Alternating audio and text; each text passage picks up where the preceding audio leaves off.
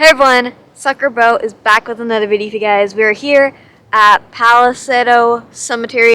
I probably pronounced that wrong, but we're here with the oldest grave in Connecticut right here, 1644. And also, this cemetery was erected more than a couple years before, because it was 1633 when this cemetery became a thing, and there are actually a lot of bodies buried here that are not marked.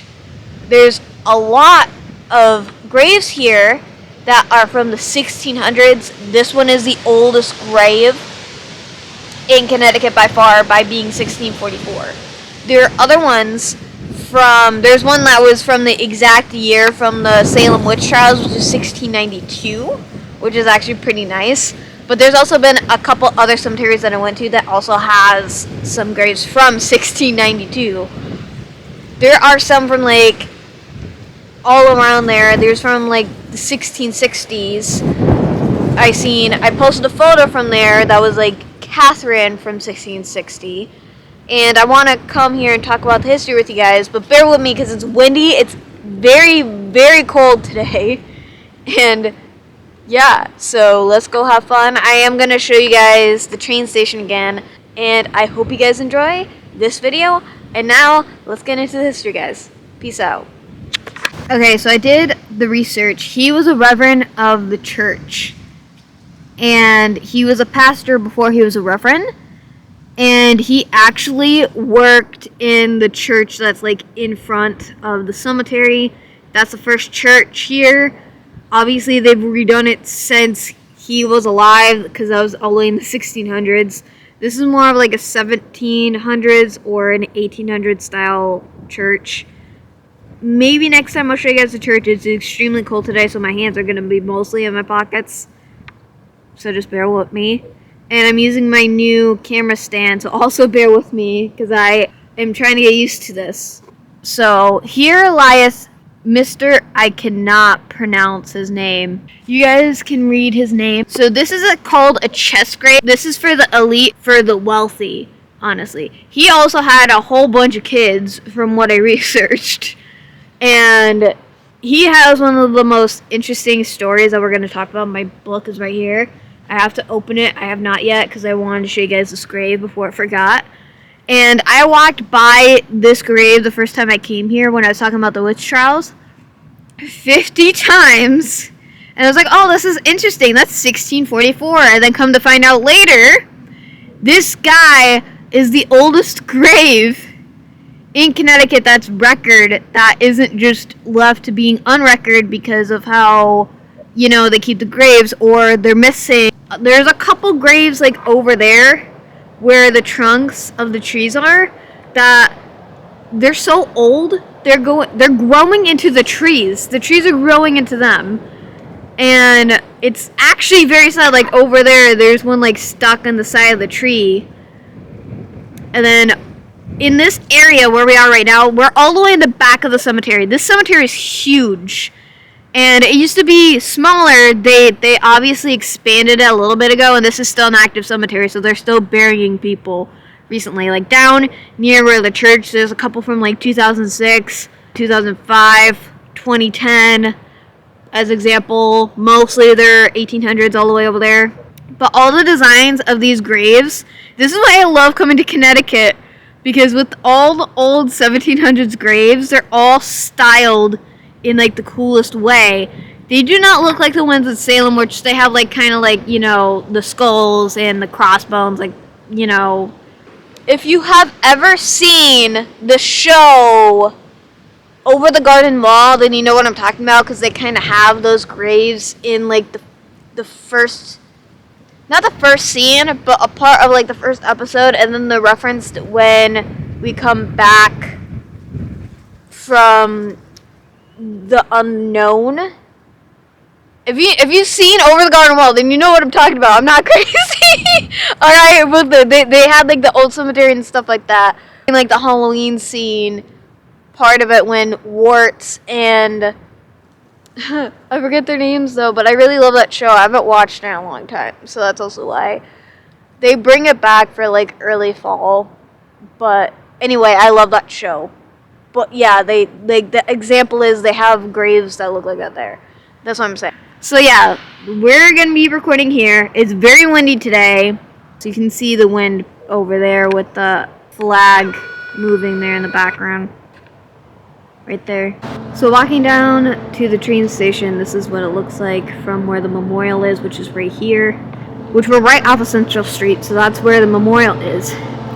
And also, I like the sign for the chiropractor. Curie Chiropractic. Love that. It's so cute. Hopefully we can see a train again today, but we'll see. From our last video, we actually got to see a train go through, and I actually got to talk to somebody about the railroad station earlier. And it's such a cute little vintage railroad station. The whole building is locked, though. So, like, that's the only thing, but you guys can still come here, buy train tickets, and then end up going on the railroad. Well, I mean, like, going through train travel. That's what I meant to say. not actually just buying a ticket and then walking on the train tracks.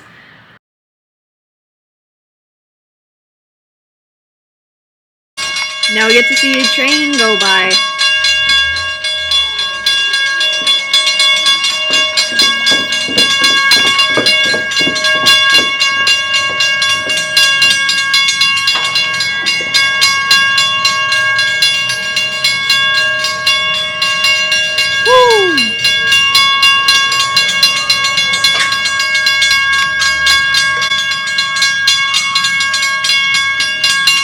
We have to see a train again, yeah.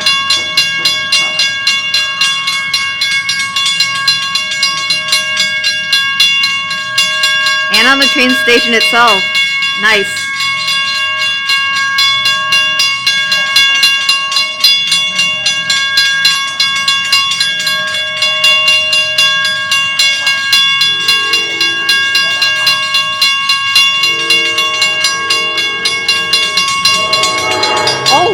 Oh, there's two coming at once, I think.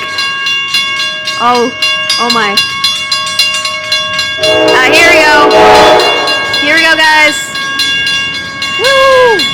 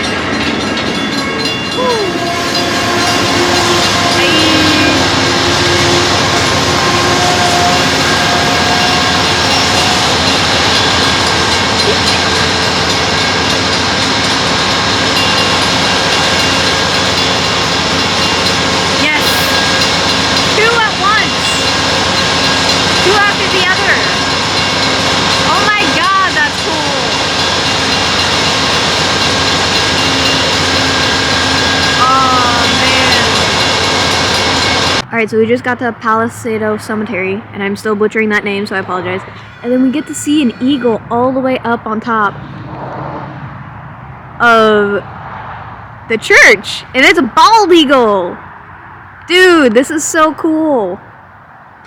Look at that. Look at that. Sorry if it's shaky, it's cold. And it's windy out. Look at that! We get to see a bald eagle. Sorry, I didn't mean to move that.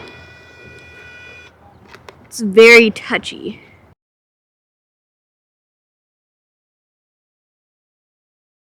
Also, the table graves as well as these chest graves are for the elite and extremely wealthy. And I've only seen a couple of these in a couple of cemeteries around my area, which also includes this cemetery, which is 30 minutes away from where I live specifically. So Windsor is very easy for us to get to because it's actually closer than we think. So it's nice. So like this is a very nice place and I really love this place. So there's a grave that I'm staring at right now. Let me show you guys. So I'm staring at it right now. This one is 16 1657. That one right there. This one right here. That I'm pointing to. That I'm pointing like right here. But it's this one. It's that one. I still can't believe I get to look at the oldest grave in Connecticut. So I'm gonna tell you guys the history right now. I have too much notes in here.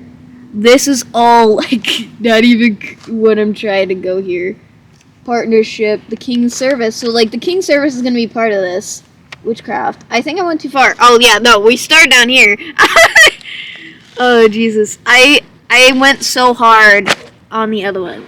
So like I start all the way down here. I start right there, guys. So located at Palisado Avenue, Route 159 north of Farmington River Bridge. So right where we are right now, we are very close to Farmington, Connecticut, which is also connected to the history. Sorry, my nose is running. Sorry, guys. Literally, so I'm going to show you guys around here. So that's where the cemetery is located. That's the address. If you're going to come here, please just keep in mind that these are extremely old graves. All the way back here are the extremely old ones. So you have to like hike up here. And I was tired the other day because we came here the other day and it rained on us. So I wanted to show you guys this. This is what it looks like all the way around. I'm stepping on people and I apologize. I'm not trying to step on everybody. Everybody is buried so close together at the cemetery. It's terrifying. And so in this cemetery, they sold all the graves and the grave sites in the cemetery a while ago, but everybody is welcome. It's not a private cemetery. It is still open to the public. Across the street is a historical society of Windsor, actually, which is funny and it's cute. So I love that, actually. It's just chilling. So like it also says 1630 in here. And that's when they arrived. So his family arrived here in 1630 from Windsor, England, I believe. I can't really read this because I really need glasses. It was erected by the church in 1842. And it also says 1672. I think that was King Philip's War because that's why a lot of people came here from there. I could be getting confused. I don't remember if I wrote it down in my notes, but we'll see.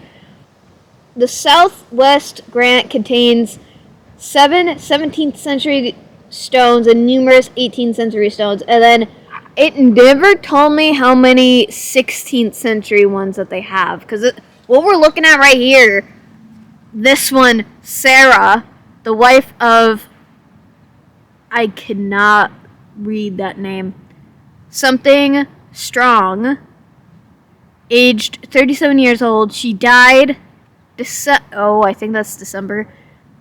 I don't even know. 1678. That's all I could read.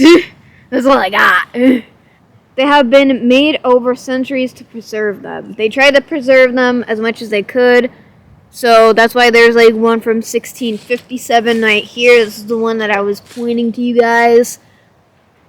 But majority of them are from the 1600s. Most of them are from the 1700s. There's more 1700s than there are 1600s. This one's 1690 right here. Right here. This is 1690. And then we got another one right here. So like that monument to where my mom is standing in front of. Well, not like the graves that she's standing in front of, but the one all the way in the back. That's the one that Megan showed to me. And that one has a lot of 1600s people with that. One of them was born in 1590 something. Because again, this grave site has existed since 1633. Keep that in mind, 1633. That's a couple years before the city that I grew up in, Springfield, Massachusetts, was founded in 1636. Like, this cemetery is older than the city of Massachusetts I grew up in, that I was born and raised in. I'm sorry if the angles are kind of crap. I'm still getting used to this stand. You guys can see that there's a train going by. I wasn't fast enough to fully get it, but there was a train that went by. Because you can see trains going by in the back of the cemetery, which is straight up actually nice, considering all the historical gravestones right here. And we're here at the oldest gravestone in Connecticut. Again, to record. Yay! But I already covered most of his history earlier. And now enjoy the rest of the video, guys. Because I recorded this in like the span of like 2 days. The first day that we came here, I couldn't record at all because it downpoured on us. And then the second time it snowed, but it was also like not overcast like it is today. It was also like sunny and partly cloudy and it was snowing. So, yay! This cemetery was originally made as much smaller part of land. And there used to be wooden fencing around here. And it was right behind where the church and the meeting house was. And eventually the church changed into a meeting house. I don't know if it changed back to a church. I'm not sure. If you guys want to look that up, go ahead. And again, this cemetery was erected in 1633. So this cemetery is a couple years or more older than Springfield, Massachusetts, which Springfield, Massachusetts was founded in 1636. And then a little bit later, I think it was in 1634 was when they expanded it. I'm not sure if I'm remembering that correctly, but they did expand it at some point in the 1600s because it was overfilling. And now there's so many people buried here that there's probably some people buried on top of other people. So I don't know. When I looked at the maps, there's a lot of people who were marked that their stones are no longer here due to how old they were, so they were removed. And they only show up like documented on the maps, but you can't see it through the cemetery unless you're going through the map and you're looking directly. And then there's also a lot of stones that are growing into the trees that you can see from the tree stump, so they cut down a couple of trees and they're growing in the side. Okay, 1657 is when the cemetery ran out of room. In 1657 was when they had to expand the cemetery, so I was wrong with my earlier statement. And so they added more room, and currently the cemetery is still being used to bury new people, most likely from people who were part of the older families. And adjoining landowner helped by expanding the cemetery, but they still let their livestock graze the grounds. Which is funny because if you guys remember back in Portsmouth, New Hampshire, that's also what happened that time as well. So they helped expand it, but it was still partly owned by that person, which no longer a thing anymore. But let's go this way so you guys can see more of the cemetery. Yes, so I'm going to be holding my cheat sheet because I still need to read it. So mind it if you see it. I apologize, guys.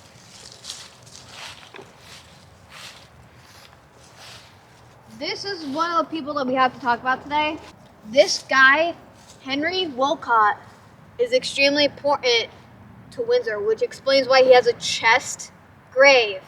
The Wilcott family is one of the most richest families in Windsor. Here layeth the body of Henry Wilcott, sometimes a magistrate in Windsor, Connecticut, who died 30th day of May, and I have no idea what this is either. He died in 1655 and he was 77 years old. Okay, never mind. Either he was born in 1655. I'm not technically sure. I have to look at my notes though. 1639 right here. Yeah, born 1625 here. Yeah, these are all the Wilcott family. They're all like Died 1687. buried in the same spot. This is also an extremely expensive gravestone. The table gravestones are extremely expensive, as well as the chest gravestones, which is kind of like these ones right here. And I used to think that these were crypts. They're not crypts. They're chest gravestones. They're not the same thing at all. Again, the Wilcott family is extremely influential in the Windsor community. The old Wilcott family. There's a lot of people buried here from the Spanish and English War, as well as the Philip's King War. So there is a reverend and his family left England I think it really was the oldest grave. I can't pronounce his name. Mr. Hute, I think it is. I can't pronounce that either, so I apologize if that sounds incorrect. And him and his family left because everything was in chaos. Their houses were burned in the King Philip War, and it's very sad. But they ended up here around like in the 1630s. So they got here in the 1630s, and they were here for a while. They built a name for themselves, so they're one of the most popular and most influential families and the most rich in Windsor in the 1600s, as well as the Wilcott family. And they're also, before I forget, so in the cemetery, there are people who would carve for the graves. There are the grave carvers. So, which is, as example, right? So you see this right here, this grave right here, the English-Spanish War. A lot of them engraved these stones. Him and his nephew are buried here. And right after his uncle passed away, he ended up continuing the line. So it's George and Matthew. I forget their last name at the moment until I can look up my notes. But they were an uncle and nephew duo who would engrave the gravestones. So majority of the gravestones that are here in this cemetery are actually engraved by the same two guys. And they were very popular as well due to their skills. Another train is about to be coming through. I don't know which direction it's coming from, but I assume it's coming from over here because I can hear it from over here. Oh, I can see it! Yeah! Woo! Here we go! Yeah! Yeah! Yeah! Woo! It's actually quite funny because the last time we were here, there was only one train that went by before we left. Nice. This stone is from the English-Spanish War. Captain Henry Allen. Colonial troops died June 25th, 1753, at age 54. Alright guys, so I wanted to show you guys this grave specifically. And this one is very special because this one's a newer one. But as you guys can see, this person died, Walter Flair, died December 12th, 1683. And then his wife, Jane Ivering Flyer, passed away September 11th, 1690. And they redid this in 1669. Their family was very important. As you guys can see, their family crest is literally on the gravestone. The family had the money to do this. This was a historical society who did this. Their actual family put in the money to redo their stone. To me, that's very impressive. And also, that's very sweet, actually, compared to a lot of people's graves who are from, like, the 1600s, get lost to time. They put in the effort to do this. But also, a lot of people from those families that you probably have seen their gravestones, which is why they're in such decay as well, is because their families are probably not alive or continuing anymore. So they're not able to actually fix their stones. And some people just straight up just don't give a heck about taking care of like their family gravestones. So historical societies have to do it, and not only that, they're not always done the best way, which sucks. Speaking of, the Historical Society in Windsor, Connecticut is the first school society who has helped sustain this cemetery and allows people to still come and visit for free to this day. So it's not like the smallpox cemetery in Guilford, Connecticut, where you have to pay and get tours. This place is open to the public, as well as the Historical Society building is literally across the street. Is literally across the street. You see that reddish building, guys? Right there? That's the first school historical society of Windsor.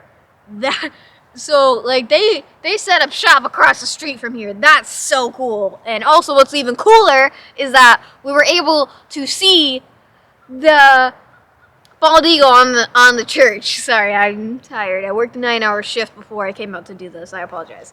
Anyways, let's continue over this way. This is Roger Wilcott and his wife Sarah. And he is important because he was the governor, one of the first governors of Windsor, Connecticut, for the colony of Connecticut. And he also served in the Queen's War. Monument right here. It's hard to read the table gravestone though. And she was born in 1684 and then died 1747, while her husband Roger died in 1767. So Roger Esquire was very important to the colony of Windsor and Connecticut as a whole. He was the governor and he had so much power. And again, the Wilcott family was extremely wealthy and influential. And they also fought in a lot of wars, which is also why you can actually see all the monuments. Everyone who is a part of the Wilcott family who are related are literally in this vicinity here. They're all over the spot right here, all the way in the back. We're all the way in the back of the cemetery. You guys can see my bags like back there. And Roger Wilcott was 89 years old when he passed away. So, and he really loved Sarah, by the way. He was very in love with her. They had a very great marriage. From what I read. I don't know if that's true or not. That's from what I read for the research. Many people were buried here, but they were lost of time due to either they couldn't afford normal graves or that their graves were lost due to time because of they were wooden and nobody replaced their markers. There is a lot of things that you can see if you look up the cemetery. They have maps on the cemetery on the website that I did for all the research. Again, a lot of people are missing, so there's more people buried here than what we actually know. So to my knowledge, there might be people buried in the same plots over and over on the same plots because people don't know where people are buried anymore. So by 1657, this cemetery ran out of room for people to be buried here because it got so packed. So they decided to expand the cemetery. So I think that the new layout came in either 1633 or 1637. Alright guys, so another thing I want to talk to you guys about in the cemetery is that Nancy Toney, she was the last slave to be freed in Connecticut. So they made her monument and she's buried all the way back here as well. And it tells you a little bit about her history down here. When I was doing the research, tell me much about her besides the fact that she was the last slave that was freed in Connecticut. And then the stone right here is of a young baby, actually. The one that's leaning right on the side here. William A., son of, I don't know that word, looks like W.W., and Violet M. Clark. Died February 27th, 1862, age 11 months. Erected by the First School Society in 2004. So this one was redone in 2004. Even though it says erected in like 1851. 57. Down here. That was close. Well, Either way, it says that it was erected, but this one was specifically redone in 2004. Everyone that I've gotten the research from, a lot of people from all these families, majority of them from the history that I got, moved from 1630 from England to here in Windsor, Connecticut. And we're not in Windsor Locks, we're in Windsor, Connecticut right now.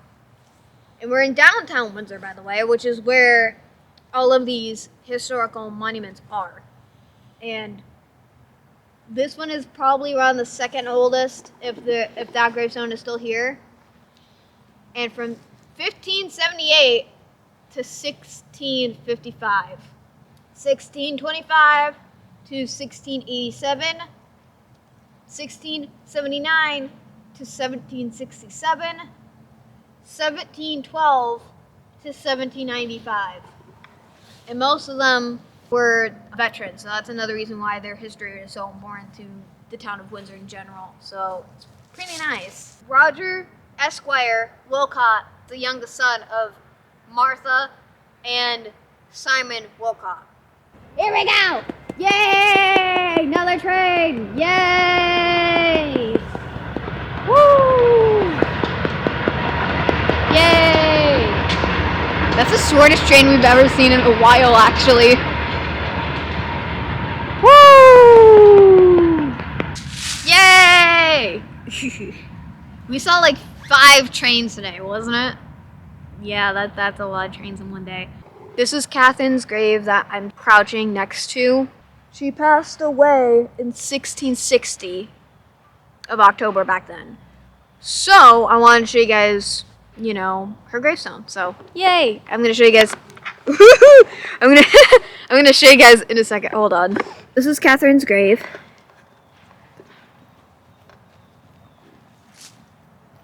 So this is Catherine, and this is her grave.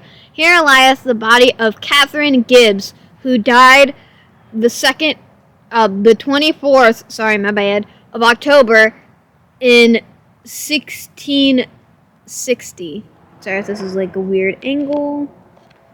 So, she's one of my favorite gravestones in a way, which it only uses up like a quarter of this gravestone, and this thing is huge. I just see a random pumpkin, guys. Right here. Right behind the railroad, as well as this very, very old cemetery. I think it came from somebody's house, like over there or whatever, and just rolled over here probably. I don't know what happened. It's just, I just thought it was hilarious. Hey everyone, I hope you guys liked this video, and I hope you guys enjoyed this video, and I'll see you guys in the next video. This is Soccer Bro, signing off, guys.